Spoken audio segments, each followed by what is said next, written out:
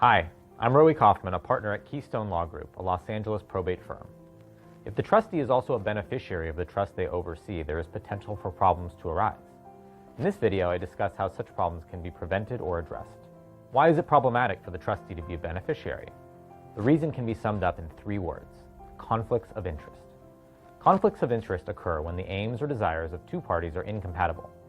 If the trustee is a beneficiary of the trust they manage, there is potential for them to make decisions that align with their personal interests instead of those of the beneficiaries as a whole. Let's suppose that the trustee is an adult child of the decedent. The trust provides for them to inherit the family home. If the trustee proceeds to make repairs on the home using trust funds that are earmarked to go to others, it could be seen as a conflict of interest and a breach of trust, since their use of the trust funds would ultimately only benefit them and not the other beneficiaries of the trust. Next, if the trustee has breached their duties and their actions financially harmed the trust, they could be held personally liable for the damage they caused.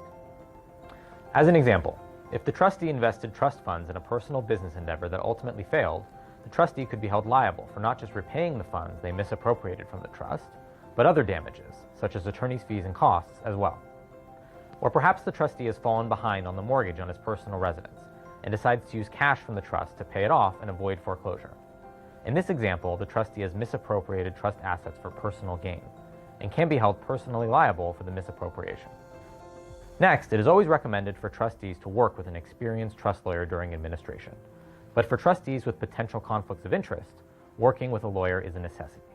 A trustee may not consciously realize that they are making a decision that could be viewed by the other beneficiaries as partial. That is why it is advisable for any trustee who is a beneficiary to run their important trust-related decisions by a lawyer before making them. For example, a trustee may sell trust property to themselves, believing it's no big deal for them to do so, since the property will be sold anyway.